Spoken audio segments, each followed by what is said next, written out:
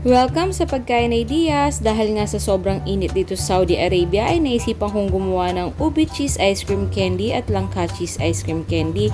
Kaya naman naisipan ko na ding i-upload sa aking YouTube channel. Dahil hindi nga available ang sariwang langka dito sa Saudi, ang ginamit ko ay yung langka incan. Hiniwalay ko lang yung 319 grams na syrup at 230 grams na laman ng langka at sinap ko lang ito dito sa aking manual chopper.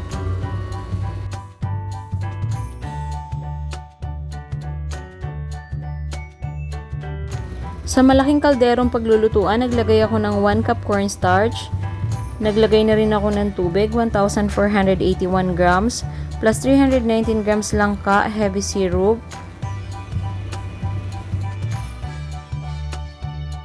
Sunod naman 2 cup sugar or hanggang 2 and 1 half cup sugar. Depende ito sa tamis na gusto nyo kasi maglalagay pa tayo ng 1 can condensed milk.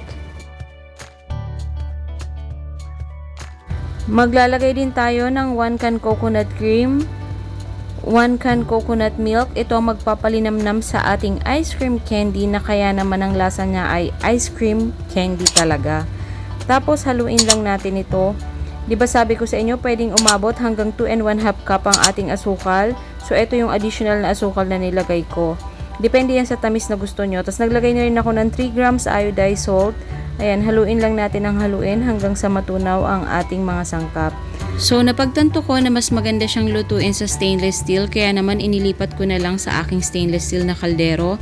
Tapos, sinet ko sa medium heat ang apoy at hinalo ko lang ito ng hinalo. Sinet ko na din ang aking timer, kaya naman nalaman ko na linuto ko ito ng 30 minutes. Kailangang haluin natin ito ng haluin kasi nga meron siyang cornstarch at habang tumatagal ito ay medyo lumalapot, so kailangan maiwasan natin ang pamumuo nito sa ilalim, sa bottom ng ating kaldero. Tapos kapag ganito na yung itsura niya ay pwede na natin itong patayin. Habang pinapalamig nga natin yung unang batch ay meron din pala akong inihiwalay sa maliit lang na kaldero at nilagyan ko ito ng ube flavoring. Kapag ka nga pala maglalagay kayo ng mga pang flavor na liquid ay ihalo nyo ito habang niluluto nyo. Tapos sinet ko lang din sa medium heat ang apoy at hinalo ko ng hinalo hanggang sa maging ganito yung texture niya. Pero hindi na ito umabot ng 30 minutes kasi nga konti lang naman itong aking niluto. Tapos pinatay ko lang ang apoy, hinango ko at pinalamig na din. Meron din ako ditong chinap na cheese. Bali, ihahalo din natin ito sa ating mga mixture. So kapag malamig na ang ating mixture ay ganito na yung itsura niya. Pero huwag kayong mag-alala kasi wala namang problema yan. At kapag hinahalo natin ang hinahalo, medyo magli-liquefy ulit siya. Lagay na natin ngayon itong ating chinap na langka.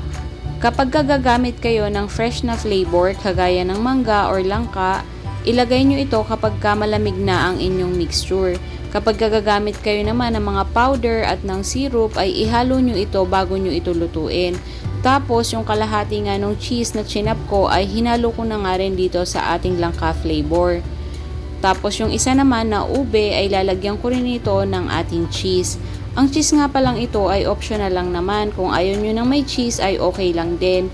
Yung asawa ko, hindi niya masyadong bet ang cheese. Sabi niya sa akin, sa sunod daw na gumawa ako ay wag ko na lagyan ng cheese. So, nandito na ako ngayon sa step na hindi naman po ako bihasa dahil hindi naman po talaga ako nagtitinda ng ice candy kaya hindi ako magaling magbuhol ng ice candy. At pasensya na nga din po sa mga magtatanong kung magkano ko ito ibinibenta or magkano yung mga nagastos ko na pangpuhunan. Pasensya na kayo kasi ito po ay pang personal na kain lang po namin dito sa bahay.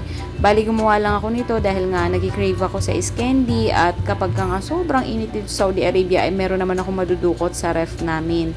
Ayan, pasensya na talaga kayo kasi meron ako mga vlog na nagtatanong sila kung magkano yung puhunan, magkano yung nagastos. Laging hindi ko sila masagot dahil nga ang reason ko ay magkaiba yung presyo natin kasi sa Pilipinas sila nanonood. So, nandito nga po ako sa Saudi.